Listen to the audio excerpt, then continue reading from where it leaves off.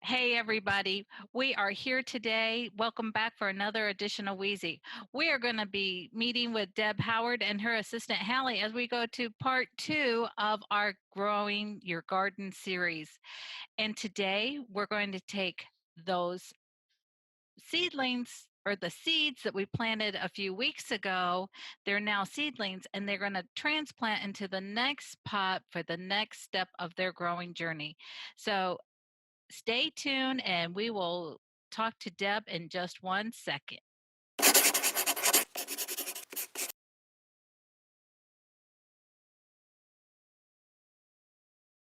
How are the seeds growing? They're doing beautifully. I've actually been transplanting some of the seedlings, but my tomatoes and peppers are ready to be transplanted. So we'll do a couple of those today. And we will show you later the seedlings that I've transplanted, how they're doing, and we'll talk about that. Okay. So what do you think, Hallie? What do you think of them? What do you say when you come down and look at them? What do you say to me? Cool. Oh, cool, she'll say. Well, it's wonderful that you're 14 and you take an interest in wanting to garden. So anyway, so let's go ahead and turn around the camera and tub of soil. Yep. All right. Okay, so talk us through about what Hallie is doing now, Deb. Okay, Hallie is filling the pots with our transplant mix. And do you have like a special mix that you buy or do you make it yourself? What goes into the transplant mix? Yeah, I buy mine. I buy it from Garden Supply Company. They're online. Yeah, and the transplant mix also has, it says Super Boost on the bag, but it's just a type of fertilizer to help them grow. You do have to keep fertilizing throughout the process. There has to be a balance. So the best thing to do is to watch videos because, I'm just giving you the simple form really, but I'm trying to tell you the things that you do need to do for each transplant. Okay. So most people, they want the down in the dirty and the simple, and then if they need to go find it, they can go find it on. They can go watch other videos. So so the first step is to fill the pot. What is the next step? Okay, so what are you going to do next, Hal? They have a technical name for that, which I don't remember. I saw it in a video yesterday from a gardener. But so anyway, now she's going to remove the transplant. And this one happens to have go back because I need you to say you're going to take your finger and poke a hole in the center of the pot.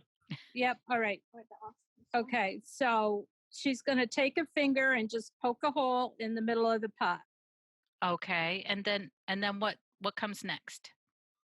Okay. So now she's getting the actual plant, and there's 2 plants with this. So we're going to separate those very gently. You want to be gentle with the roots and try to keep as much dirt with roots as you can when you're transplanting. Transplant the big one, Hallie, the big one. Very good. Okay, you're doing great, honey. Anyway, so then you take your stick or your finger and you tampen it down in, make sure you get all the roots covered. And do you need to be like really gentle with that when you do it? Especially the roots. The plants, they'll be okay. They need to be toughened up, and we'll talk about that. Okay. But yeah, be very careful with the roots when you're putting them down in. I actually take one of the popsicle sticks and just gently guide it down in. But I mean, using your finger is fine. Okay, too. Okay. Okay. That's very good, Hallie. Okay. So we already have a stick labeled for this. So we're going to label it. This is a Roma tomato plant. And we make tomato sauces, salsa, things like that with the Roma tomatoes. Okay. Yummy. So The next one that she's going to do is, remember, we have it marked with black. Okay, hon, you got it? Yeah. Don't worry about that. She's just putting some more soil around that, but we will actually transplant that second plant when we're done here today. Okay, so the next one that she's doing, this is an Amish paste. An Amish paste tomato, it helps to thicken whatever it is that you're making with the tomatoes. Last year, I have a big roaster, so last year I roasted, okay, just separate the two and put the big one in. I roasted all my tomato sauce. I did garlic and some onion with my tomato sauce, and I just roasted it, and it is the best sauce. But I like the Amish paste because it has a lot more meat to it. Okay, and so when you say you roasted it, so do you? I'm going with you on the tomato sauce there. Do you can that or do you freeze it? No, I can that. You can. Yep. Okay. Yep. It's a long process letting it cook down, but I put the roaster outdoors so it's not heating up my house. And but it's really delicious, and it just has a nice consistency to it.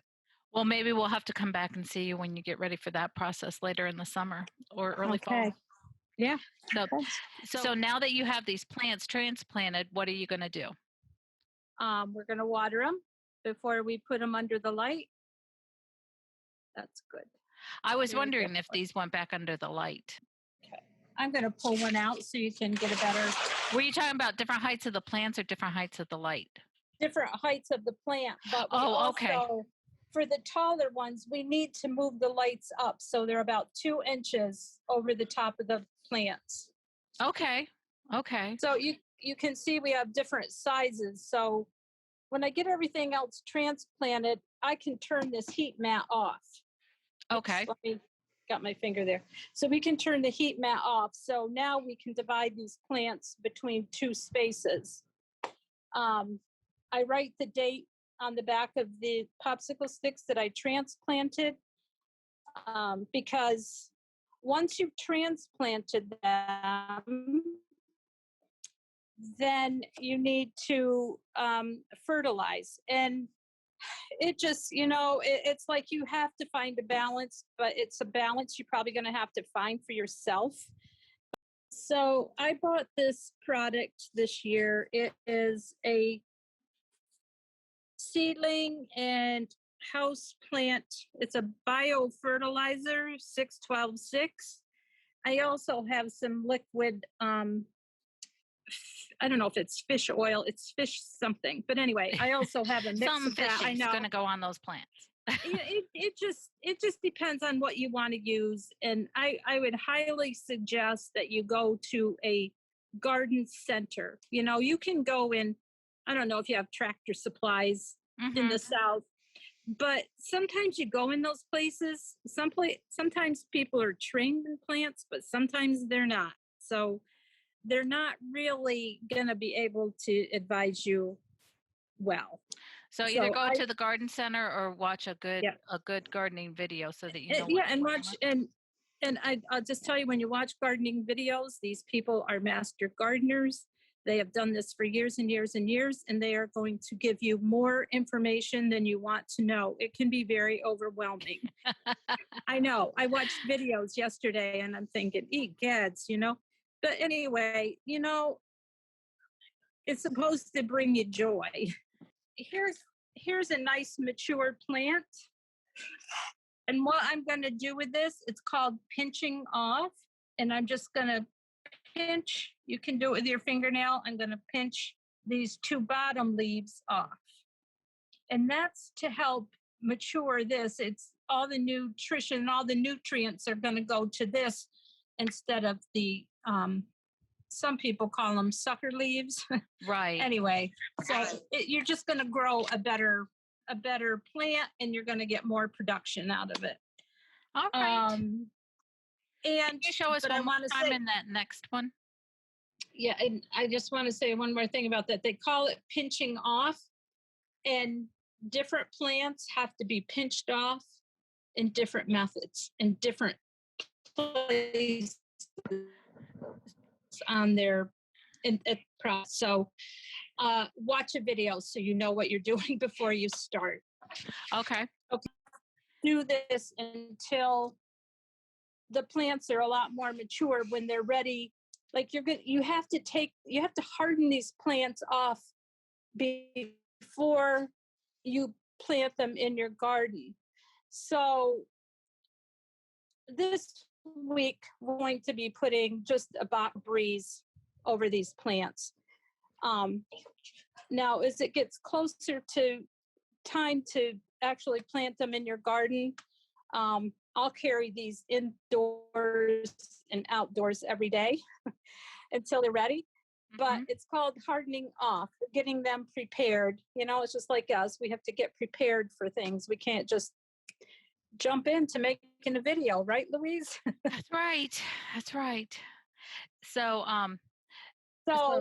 okay. So you're going to harden them off. You're going to that's bringing them inside and outside on. Now, is it any day, or you just basically want to do that when it's a good sunny day and protect them from the sunny wind? Day? Yeah. And I know the winds in Pennsylvania. Day. So do you have to protect them from the brisk high winds too? What I do is I have some big clear totes, and so I will fill them with plants, just a single layer, and then I just take them out and leave them sitting outside in that. Okay. All right. So I made a little, to-do list, like everyday to-do list that you do. I have to come down here every day and check these plants, because some of them dry.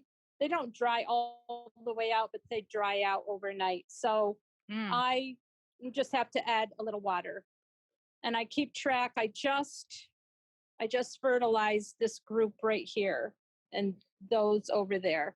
So do you do that using your journal? Again, I have. Do you write that all in your journal?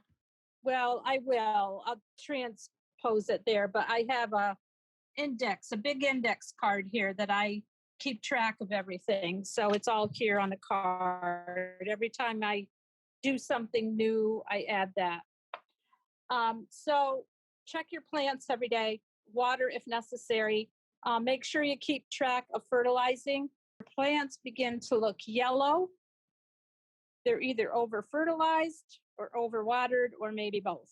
So it's a balance. I know it's tricky, but anyway, so we'll see what happens, after this, and I'll try to log that so I can tell people about that. But we're off to a good start here, and it's always exciting when the plants, come up and they're starting to look big, and I love it. It's the best part of it. It's fun watching the growth.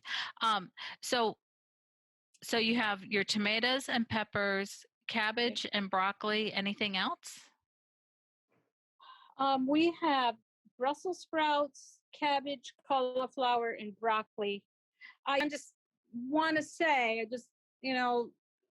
I've given you the simplest steps there are. Watch videos, go to a garden center for advice, but it's just going to depend on you. I mean, everybody does it differently, but some of the things are just basic that we all do, and I think I've given you the basic steps. The thing between water and fertilizing and pinching off, those things you really need to pay more attention to. And I've just given you the simplest advice that I can without making it too confusing. You just want to be successful. And if you're not, hey, it's okay. You just figure out what it is that you did wrong or you think you did wrong, and, make a note to yourself. So when you get ready to do this again next year, you look at that and you know what not to do. But, It's all good. It's All fun. good. It's exciting. So every winter, every fall, I say, that's it. I am not planting another garden. That's it. Because gardening's a lot of work. it is. So anyway, I do it every year. January comes and I get excited and buy my seeds, and off I go. Awesome. So anyways, well, Deb, thank you for the next update. We are enjoying watching your plants grow. We can't wait to come back the next time and start planting the garden. So everybody, thank you so much for joining us today. If you have questions, just let us know and we will get back with you with your answers. And just thank Deb and Hallie so much for joining us today and showing us how to truly plant your plants from the seed. Till next time, everybody. Bye. Bye.